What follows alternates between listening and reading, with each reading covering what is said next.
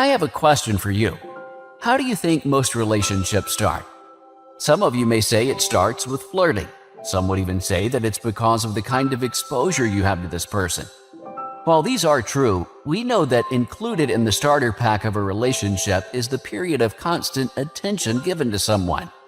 Sometimes there are instances where you're not really attracted to them initially, but you find yourself thinking about them all the time.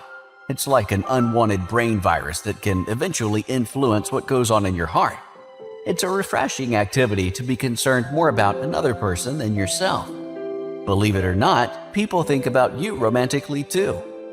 In your mind, you may think of yourself as someone who's not worthy of such attention, but in reality, a person has found themselves thinking about you more than they should. Fascinating, isn't it? I want you to know that these circumstances can catalyze a new, loving relationship. It's an opportunity that you should not miss out on, especially if the person meets your standards. Having said that, let me tell you some signs that often mean that someone is constantly thinking of you. Number 1, they appear to be interested in your every move. When someone is always thinking about you, they'll be very attentive to your responses in social scenarios. You know how they say that the one who looks at you when the group is laughing is the one who's interested in you? This is actually wise, because they would need to first know what your reaction is because they're already drowning in the thought of you. The simple explanation behind this is that once a person is used to being occupied by the thought of something, they find ways to keep this activity going. For example, if you're thinking about buying a bag, you would most likely look up bags on the internet to feed into this. The same goes with thoughts about people. If they cannot take their eyes off you, it's most probably because their brain cannot get enough of you. Number 2, they will make plans. Do you know what's more painful than having the same thoughts recurring throughout the day? It's lacking the ability to do something about it. We can't teach our minds to stay put, so what people usually do is give in and get closer to whatever it is they're obsessed with. When they make many plans, it's a way of getting closer to you. Suddenly, this person will talk about possible hangout spots in the near future or recommend activities that they think that both of you will enjoy.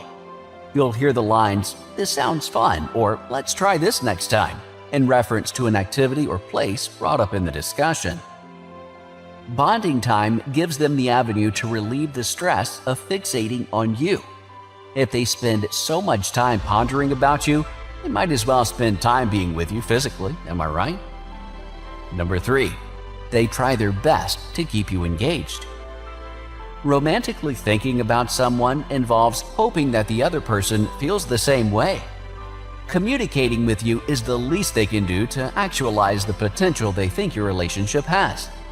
They find ways to reach out to you to make something out of this budding relationship, or to simply get used to the idea of you in the hopes of moving past this situation through exposure to you. I'm sure you've experienced being addicted to a song, a few lines from it, or maybe just the tone, otherwise known as the last song syndrome. The popular cure is listening to the whole song so your brain can finally wrap up the syndrome. This approach can also be applied in this case. Perhaps they keep on engaging with you to get their mind to stop obsessing over you.